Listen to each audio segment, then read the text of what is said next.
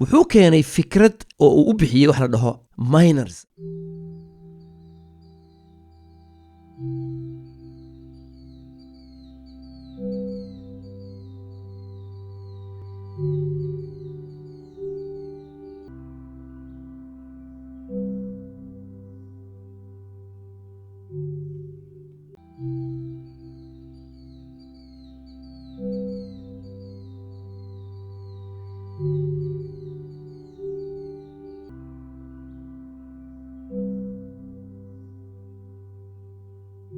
السلام عليكم ورحمة الله وبركاته. walaalaha inagu xidhan Somali Cryptofolio waad salaamantihiin. maanta mowduuc aad u xiiso badan baynu haynaa oo ku saabsan wax loo yaqaano Bitcoin halving.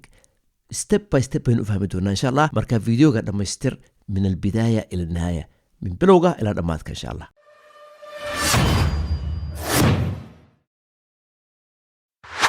marka ugu horeysa ku saliya nabigeena xabiibkeena عليه أفضل الصلاة والسلام سيدو إلهي سبحانه وتعالى هو أمري يا أيها الذين آمنوا صلوا عليه وسلموا تسليما. أخيارتا مركز تنوى إذين شيغا بيزنس كستاعد كجرتد بار رادي حلال المديسة تأسا أقول مهمسن انت على المركز تلعقشن هل هو حلال وينت كتأكد إنه بيزنس كاسو حلال يهي تأسا أقول مهمسن أو أن مركز تا كريبتو كارنسيغا كهدلا حلاشة إيغا مركز تا أخيارتا انت أنا كهدلين بيتكوين هافين كإلا ذن بركيو كسيدا مركز تاعد إنو حدنتيهين أو سبورت كانو سيسان لايك هاي لاوينا شير كان كجدا إناد كانالكا ومدو كيف أيدي سينيسو فيديوز كان كواليتيغا ومدى أنفعية إناد مركز تجارتيسان إن شاء الله تعالى. كومنتيادنا إنو قصو قرأ وادنا مهدسنتي بارك الله فيكم. هناي لاوينا إناد كيف أيديستان برشادة علوم كريبتو كارنسيغا إذنكو سوى بقنايا بلاتفورم كينا عالميغا www.rajoacademy.net oo ay dad badan markaas ku soo biiraan oo ka faa'iideystaan culumta crypto currency-ga wax kasto details ah markaad gudaha gashid platformka meesha dusha ay ku qoran tahay blog xagga sare blog taabo waxaad ka helaysaa video xog fiican aad ka helaysid culumta crypto currency-ga qaabka loo barto. okay aynu bilowno mawduuceena. waxyaalaha ugu muhiimsan ee asaasiga ah marka laga hadlayo bitcoin-ka waxaa jira wax la yiraahdo bitcoin halving. aan idin fududeeyo halving kelmadda halving waa half haddaad maqashid waa wax laba nus oo wax la qaybiyey wax ayaad laba qaybood u qaybisay halving af carabi wax noqonaysaa inqisaam. marka inqisaam albitcoin ama bitcoin halving maxaa loola jeedaa? fikraddu si basiida aynu u fahanno xagabay ka bilowmatay. markii ugu horeysay ay fikraddu كتمي ساتوشي ناكاموتو أنا إن بدو إنه كهذا لي فيديوز كدبوا يقولون قضاء سوالي كريبتوفوليو أياد فكرت في عنك قادم توتان وأيو ساتوشي ناكاموتو بيتكوين كقافكو برابي مركي أوريسي أي تمي فكرة دا بيتكوين كو أي كتمي لنع ساتوشي ناكاموتو وحدوني إن شبكة دا أما نتورك بيتكوين كو إني سيف عن أسعوتو أو صحة أو ولي بس أدق أو إيدا أو ديسنترلايز أو معناها عيدنا معمولين عيدنا حكومين. wuxuu keenay fikrad oo uu u bixiyay wax la dhaho miners ama mucadiniinta ama dadka qodaya bitcoin-ka. macnaha dad kooban ma aha, qof kasta uu noqon karaa miner, qof kasta uu noqon karaa mucadin ama qofkii qodaya bitcoin-ka. hadaad computerkaaga haysatid waxaa tahay miner, yani ma aha group مثلا ama dad culamo la yiri idinka oo ba miners la qof kasta uu noqon karaa miner. طيب minerkan muxuu sameeyaa? qofkan minerkan leenahay waxaan buu qodayaa muxuu sameeyaa qofkaasu juhdigii computerkiisa wixii power ahaa iyo juhdiga iyo systemka wixii oo dhan wuxuu gelinayaa si uu miners ugu noqdo bitcoin-ka. akhyaartan waxaan rabaa inaan idin fududeeyo. dad badan baa jira aan waxan la socon. ma rabo inaan wax deep ama details waaweyn dhex geliyo gudaha, details fara badan oo culus dhex geliyo. waxaan rabaa si simple ah oo easy ah oo ay dadka ku cusub waxyaalahan ay u fahmaan. taas way dariiqada anigu daa'iman aan ku sharaxo YouTube-ka si dadku ay u wada fahmaan. waxa laga yaabaa dadka qaarkood inay waxyaalo complications dhexgeliyaan oo dadkii ku wareeraan, laakiin dariiqada aan ku sharaxayo waa dariiqad basiid ah oo fudud oo maskaxdana geli karta. taa ila socda insha Allah. marka qofkan minerska ah ee computerkiisa isticmaalaya ama computeriisa isticmaalaya wixii juhdi ahaa ee computerkaas iyo powerkii iyo waxaas oo dhan wuxuu gelinayaa shabakada networka bitcoin-ka si uu noqdo qof miner ah oo wixii u dhexgala. yacni computerkaagii nidaamkaagii oo dhan waxaad dhexgelisay shabakada bitcoin-ka. wuxuuna doonaya qofkaas inuu xaqiijiyo waxani ma sax baa, shabakadan iyo qaabka u shaqeynayso inay sax tahay oo wixii uu xaqiijiyo, iyo shabakada lafteeda safety-geeda. shabakadan bitcoin-ka aan idin sheegayo ay dadka oo dhan ka wada qayb galayaan wuxuu doonayaa safety-da shabakadaasu inay okay tahay. dabcan dadku markay waxaan sameynayaan bilash ma aha. yani maanta 5 computer baad haysataa, 5taada computer shabakadaad gelisay. dadku waxaasoo dhan free uma sameynayaan, bilash ma aha. waxay u baahan yihiin waa maxay daba? waxay u baahan yihiin mukaafa'a, abaalmarin bay u baahan yihiin. point-ka ila fahma. waxaan oo dhan ee la isku xidhayo la isku dardarayo kombiyuutaradaada aad ku xidhaysay shabakadda xaafad dhan oo matalan waxaa degan 50 qof 50 qof mid kasta kombiyuutarkiisu isticmaalay shabakadii buu ka qayb qaatay waxaasoo dhan free ma aha طبعا ولذلك fikraddu waxay ahayd waa in abaalmarin la siiyaa dadka waxyaalaha kan sameynaya pointka aynu isla fahanno waana saan sheegay dadkani juhdigoodii iyo waqtigoodii bay gelinayaan iyo kombiyuutaradoodii bay nidaamka dhex gelinayaan markii ugu horeysay يعني abaalmarintu waxay ahayd markii ugu horeysay 50 bitcoin oo halkii block taas weeye Satoshi Nakamoto blockii ugu horeeyay uu xidhay wuxuu ka helay 50 xabadood oo bitcoin ah taa way la fahanteen 10kii miridba shabakada bitcoinka 10kii miridba waxaa la abuurayaa hal block 10kii daqiiqaba shabakada bitcoinka waxaa la abuurayaa block cusub miner kasta oo blocka ku guuleysta miningkiisa ama qoditaankiisa ku guuleysta abaalmarintiisu waxay noqonaysaa 50 bitcoin ah waxayna ku xidhan tahay طبعا kombiyuutarkaaga haddii kombiyuutaradaadu ay adag yihiin oo waaweyn yihiin oo powerkoodu adag yahay waxa weeye inaad ku guulaysatid abaalmarinta way ka badan tahay dadka kale waxaad arkaysaa markuu waqtigu socdo abaalmarintii way yaraanaysaa mar kasta waxaa loo qaybinaya laba 2009 konton bitcoin soo ma ahayn abaalmarinta 2012 waxay noqonaysaa 25 bitcoin afartii sanana waa mar buu dhacaa kadib waxaad arkaysaa 2016kii wuxuu noqday 12.5 bay noqotay abaalmarintii 2020gii waxay noqotay abaalmarintii 6.25 waqtigan iminkaynu ku jirno oo aynu sugayno haafinka bishan April oo uu dhaco bitcoin haafinku abaalmarintii way sii yaraanaysaa halkaasinu ka aragnaa yacni markay 4 sano dhammaato laba loo qaybinaya taa ugu horeysay 2009 bay ahayd يعني مثلا وقتنا حاليا نجوجنو abaalmarinta minerska la siiyo waxa weeye 6.25 bitcoin ah abaalmarintana waa maxay waa bitcoin cusub oo suuqa soo geliya yani waqtigan xaaliga iminkadan haddaynu niraahno مثلا 10kii minutba maalintii oo dhan مثلا one day يعني iska dheh 24 saacadood gudahood macnaha waxaad oran kartaa haddii la xisaabiyo haddii lagu dhufto 6.25 bitcoin oo 10kii daqiiqo ay tahay oo aynu eegno 24 saacadood oo one day ah macnaha waxay noqonaysaa 5625 xabadood oo bitcoin ah ayaa si macnaha daily ah ayaa soo geliya suuqa cryptocurrency yani 4 sanadoodba abaalmarintu way yaraanaysaa yani inta xabadood ee cusub ee bitcoin ah ee suuqa la soo gelinayo 4 sanaba way yaraanaysaa sababta waxa iminka abaalmarinta minerska ama nimankan mucadiniinta ama nimankan qodaya bitcoinka abaalmarintani ilaa minbarigaasay bilowmatee ilaa goorma ilaa intee bay soconaysaa abaalmarintu way soo yaraanaysaa 4 sano mar kasta way soo yaraanaysaa ilaa inta uu noqdo lambarka bitcoinka suuqa la soo gelinayo ilaa inta uu ku buuxsamayo 21 milyan oo bitcoin ah fikraddu halkaasay ka timi fikradan bitcoin halving halkaasay ka timi fikradda gebigeeduba halkaasay ka timi طبعا 4 سنوبا marka laba loo qaybiyo goormay dhamaanaysaa oo la oranayaa khalaas halving dambe ma jiro halkaas sheekadu ku dhamaatay abaalmarintii la siinayay minerska goormay dhamaanaysaa sida la sheegay waxay noqonaysaa baa la yiri 2140 markuu sanadku yahay yani waxa weeye 100 iyo yimkin 20 sano kadib waxa weeye hadii bad Allah subhanahu wa ta'ala uu adduunkan babaabiin oo adduunku sii socdo waxa laga yaabaa waqtiga carruurta aad awowga u tahay ama kuwa ay sii dhali doonaan inay waqtigaas soo gaari karaan marka waqtigaas way waqtiga la joojinayo abaalmarinta khalaas hadda waxay maraysaa markaynu April 2024 marka uu bitcoin halving ku dhaco abaalmarintu ay yaraato 4 sano ku xiga 2028 way sii yaraanaysaa sidaas lagu wadayaa ilaa inta ay noqonayso 110 ama 120 sano kadib la gaaro kadib markaasay dhamaan doontaa waxa la dhaho abaalmarinta ama bitcoin halving su'aal baa jirta waa maxay waxa ku dhiirigelinaya minerska si ay shabakada uga sii shaqeeyaan waxay ka helayaan lacagta transferka hada rasuumid taxwiilaad lacagta transferka lagu kala xawiliyo bitcoin la isugu dirayo lacagaha taxwiisha ayay faa'iido ka helayaan fiiga ama network fiiga ama khidmadda ka soo baxaysa taas bay ka faa'iideysanayaan minersku يعني مثلا bitcoin baan maanta haystaa qof kale bitcoin u xawilaya markaad xawilaysid fiigi مثلا wuxuu noqonayaa $10 $20 ilaa dad baa isu dirdiraya xabad bitcoin dad baa isu diraya 10 bitcoin مثلا ana bitcoin qof kale u diraya ama qof kale aniga isu diraya lacagaha la isu dirayo taban khidmad baa jirta oo transferka ah taas bay iyaguna ka faa'iideysanayaan laakiin waqtiga xaaliga ah laba meelood bay ka helaan lacagta yani faa'iidooyinka ay minersku ka helaan waxaan ay sameynayaan bitcoinkan iyo qoditaankan laba meelood bay ka helaan waxay ka helayaan marka ay mine gareynayaan blocka taas waxa weeye abaalmarintii baa laga siinaya taas waa mid ta kalena waxa weeye wuxuu ka helayaa rasuumta ama fiiga transferka dhex maraya labada qof ee isu diraya bitcoinka taas weeye labada meelood bay minersku lacagta ka helaan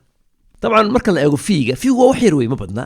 ma badna laakiin iyagu culayska waxay saarayaan dhinaca mukaafaadka ama rewardka ay ka helayaan marka ay block soo xirayaan yani waxaan u jeedaa abaalmarinta ka helayaan mustaqbalka in khidmadda ama fiiga transferka lagu kala qaadanayo bitcoin-ka inay kor u kacdo taasaa macquul ah mustaqbalka yani haddii miningku dhammaado meelo kale keenayaan lacag meelahaasuna akiid waxay noqonaysaa lacago extra ah oo lagu soo dalaco khidmadaha lacaga la isugu darayo iminka abaalmarintaasay qaataan iyagu block kasta ay sameeyaan abaalmarin bay ka helaan oo laga siiyaa laakiin markuu waxaasu dhammaado wixii ay helayeen khalaas waa dhammaanaya waxay ka helayaan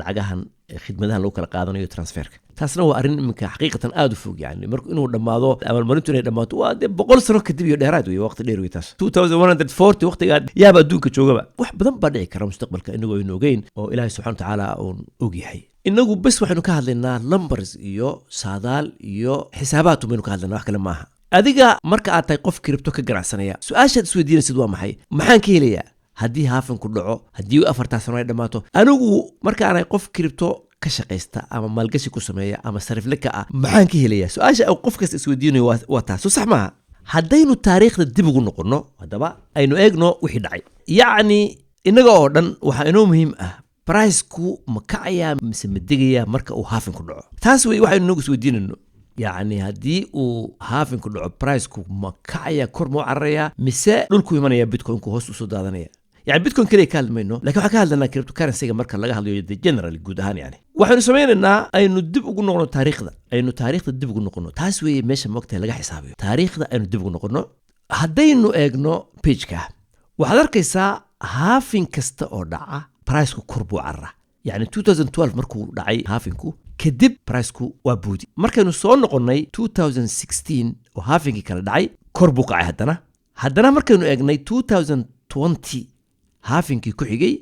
bricekii cirkaasuu tegey waynu aragnay 2021kii waynu aragnay 2021kii meeshuu bitcoinku gaadhay waynu garanaa waqtiyada markuu bitcoinku all time high soo taabtay 9,060,000 iyo dhowr boqol miyay ahayd dadku 70 ma kusoo dhawaaday 1,000 yani price aad weyn buu ahaa laakiin sharad ma aha wax kasta oo dee berigii hore dhacay filmaadi berigii hore dhacay inuu mar kasta dhaco sharad maaha taas inuu macnaha isagii dhaco mustaqbalka يعني ما شرط معها لكن مركا لقاها الليو نظريات أما فكرة دينا قناعسية أما دقالها مركا فكرة دهان لقاها الليو وحالس كل راعي هدايو نراهنو بضيعات كستا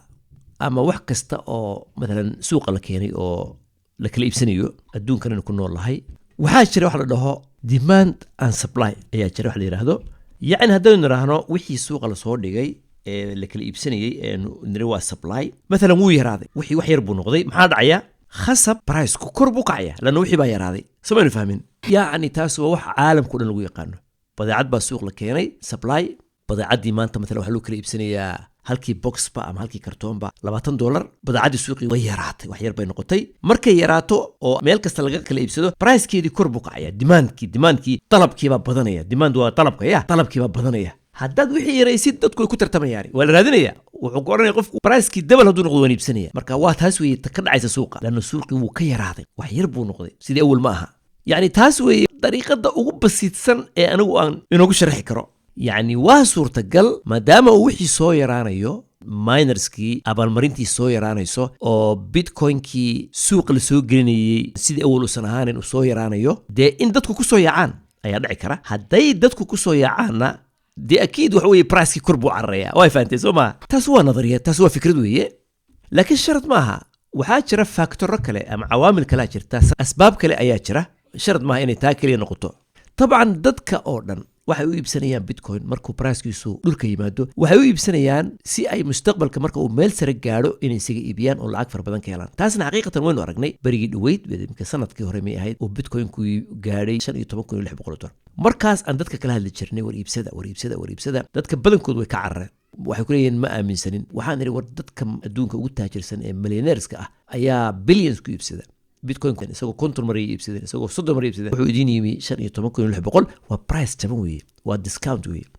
baalkan ka qaalisan dahabka ma ustaad waa naga daawaa waa khatarkiisu leeyahay waxa dhama adduunka dhan ba riski ah wax garantiya ma jiro waxa waa business weeye iminkadan aan idin la hadlayo videoga inuu ka hadlayno halfinka bitcoin halfinkiisa iminkadan aan videoga duubayo priceka ama qiimaha bitcoin wuu dhaafay 250,000 oo USD. يعني dadkii waqtiga ka qaadan lahaa 15,000 oo dollar ama 15,600 hadda wuxuu maraya 50,000 dee intee jeer buu kacay haddaad 15 kale ku dartid 45,000 يعني intee laba jibaar iyo badh miyaa mise 3 jibaar iyo badh waxaan kaas kala taas weeye dadku waxay u soo geliyeen cryptocurrency-ga si ay lacagta meel u gashadaan oo ay berito cirka u tagto ay ka faa'iideystaan markastana way dhacdaa min iminka inuu ka hadlo arrinta haafinku dhici doono abaalmarintu way yaraan doontaa macnaha wixii suuqa la soo dhigay la soo offer gareeyay ee dadku iibsan lahaayeen wuu yaraan doonaa lana wasaan sheegay bitcoin-ka markuu qaybsamoba intaa qaybsamaysa ayaa suuqa la soo gelinaya marka waxaa dabiici ah dee wixii haddii suuqa in yar soo geliyo sidii awolusan ahaanayn macnaha wixii qaali buu noqonayaa pricekiisii waa kacaya waa sida badeecadaha aynu ku aragno adduunka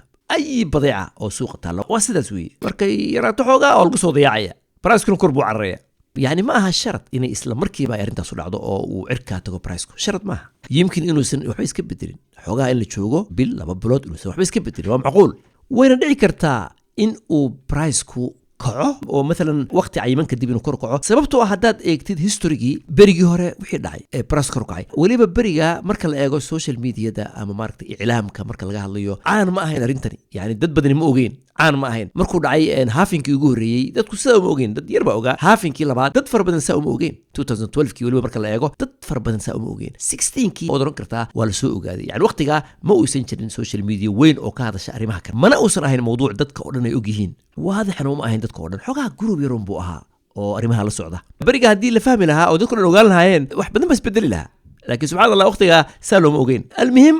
waa positive weeye rag badan oo khubaro ah oo deetooyinkan ku takhasusay iyo waxyaalaha kan waxay yiraahdeen xoogaa kadib waxaa dhici kara inuu si fiican u boodo oo cirka tago waana macquul inuusan isbedelin oo xoogaa pricekiisu meelaha iminka inuu ku aragno inuu moogtay uu taagnaado laakiin waxaan waa saadaal akhyaarta wax kasta ilaahay subxaanahu wa tacaala baa gacanta ku haya markasta waynu nirahnaa waxaan waa saadaal weeye intee jeer baa la yidhi bitcoinku cirkaasu tegaya oo uu soo daatay taasna lala socdo laakiin midda hubaal ah oo biyo kama dhibcaan ah waxa weeye inuu bitcoinku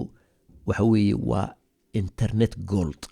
waa dahabka internetka walidaalika ragga adduunka ugu taajirsan iyo kambaniyada waaweyn iyo bangiyada ayaa iibsanaya markasta taasna waxa weeye inaynu la socno weeye akhyaarta videogan dhammaadkiisa dhowr sakan ee ugu dambeeya waxaad arkaysaan anoo laba video farta idinku fiiqaya labada video si fiican u daawada midna waxa weeye platformka Radio Academy ayuu fikrad ka siinaya ka kalena waxa weeye video laga jawaabayo su'aalaha ay isweydiiyaan walaalaha danaynaya cryptocurrency-ga ama raba inay xog ama information ka qaataan labada video insha Allah si fiican u daawada oo ka faa'iideysta halkaas aynu ku soo dhameynay videoga akhyaarta ilaahay idin barakayo inaga ilaawina like share-ka haddaad xaqiiqatan ku xiran tihiin Somali Cryptofolio kanaalkiini waa kanaalka ugu weyn ee ku takhasusay cryptocurrency marka la eego Soomaalida waa kanaalka markasta aynu kaga hadalno cryptocurrency-ga ee dad badani ka faa'iideysteen dad badani cryptada barteen waxa ay tahay oo ay dad badani koorsooyinka Radio Academy soo galeen iyaga oo daawanaya YouTube-keenan Somali Cryptofolio masha Allah ka faa'iideysta